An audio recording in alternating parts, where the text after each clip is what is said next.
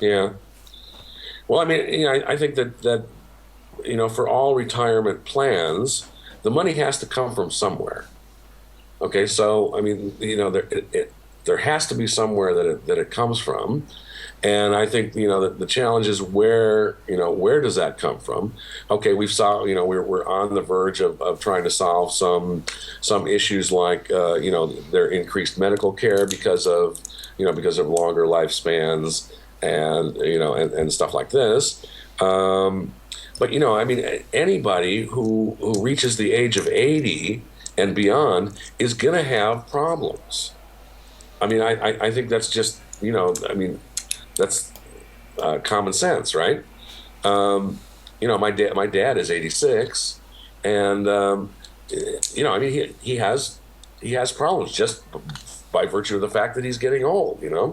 Body parts are wearing out. Yeah, unfortunately. So Yeah. yeah, Hey, I mean, go ahead. final question, really. Of Sure. all the projects that you ever worked on, which one was your favorite? Wow. Of all the projects that I ever worked on. Yeah, what was the best one that where you always look back thinking, that was a fun project.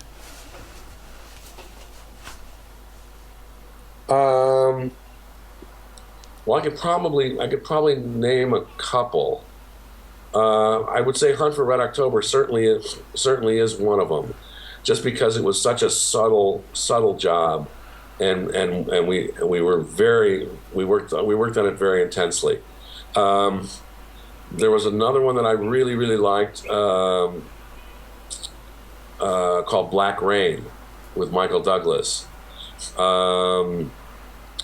And I think one of the Star Trek pictures, I can't remember if it was 5 or 6, was really good. I mean, from a sound effects point of view. So I can't really think of any one that was Oh, three. I think that's pretty good. I yeah, mean, yeah.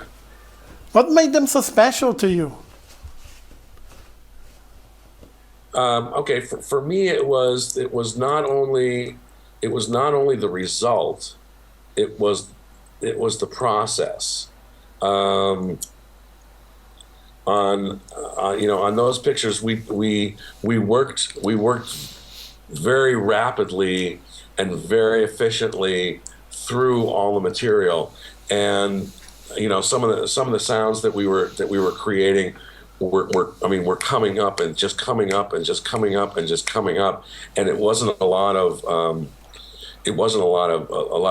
exhaustion and headache trying to come up with the correct sounds. They were happening, and it was exhilarating, just because the flow of the work is working so well. The process itself is working so well.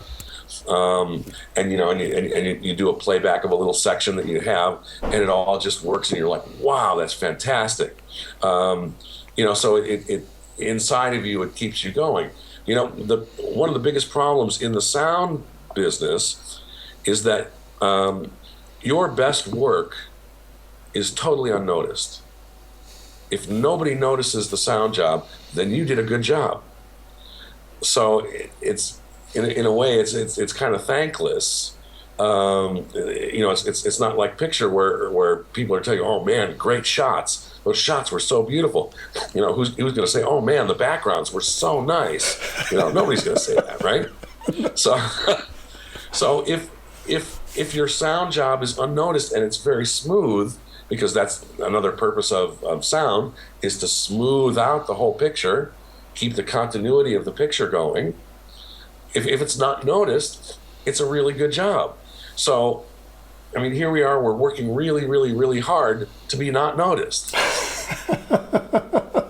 That's enough to make anybody crazy. So, I